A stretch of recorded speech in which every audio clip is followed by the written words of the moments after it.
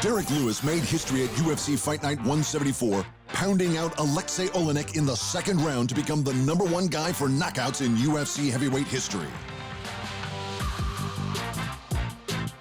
In the first round, Oleinik looked set to push his way into title contention with a deep scarf hold that had Lewis unable to breathe. Even Oleinik laughed when the Black Beast wouldn't quit. And in round 2, Lewis came out with a flying knee and heavy hands, and that was that. The KO or TKO stoppage was his 11th in the UFC, putting him over past champions Junior Dos Santos with 10 and Andrei Arlovski with 9, as well as the current champ Stipe Miocic and his 9. Who needs a belt to get in the Hall of Fame? Not Lewis. And Fight Night 174 was a good night for the former middleweight champ Chris Weidman too, with him getting a win in his return to the middleweight division. But maybe it wasn't as good as he thinks. "I'm ready to move pretty damn quick here," he said of his title aspirations. "I'm healthy, I'm ready to make a statement. I feel like I'm renewed and I've got a fresh start." But does the win really get him any closer to a title? It's highly unlikely. Before Fight Night 174, he was on 1-5 in his last 6 bouts. All of those losses came by knockout or TKO at middle and light heavyweight. So a win streak of 1 after all that isn't likely to do him any favors.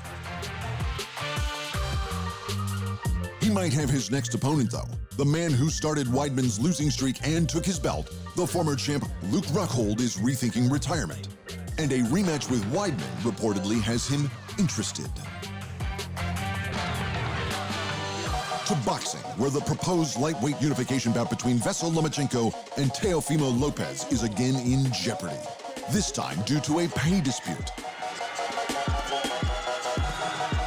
The bout had been tentatively rescheduled for this October 3rd after already being delayed due to the coronavirus. Negotiations were assumed to go smoothly with both fighters being promoted by Top Rank, but this is boxing. Both fighters were offered decreased paydays in light of the pandemic, removing any chance of a live gate. And now Lopez refuses to accept his new offer of $1.25 million for the bout.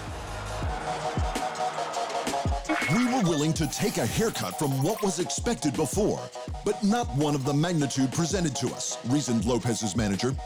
"I think more likely we would take another fight at 135 and revisit Lomachenko." And on the topic of postponements, Mike Tyson has requested a delay for his exhibition comeback bout against Roy Jones Jr. in order to secure more international TV revenues. The two were scheduled to square off in an 8-round modified rules bout this September 12th, but that fight will now reportedly take place this November 28th.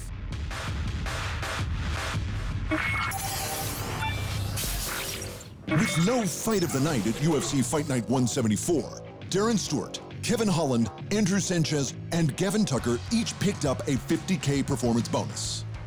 But Beneil Dariush will be kicking himself for coming in heavy, because his spinning back fist KO was a shoo-in.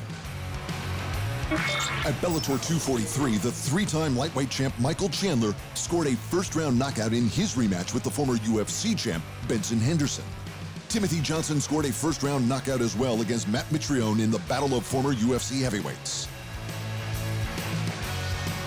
And in boxing, the undefeated WBC Women's Junior Lightweight champ Terry Harper retained her title with a Fight of the Year contender against fellow Brit Natasha Jonas, but only because it ended in a draw.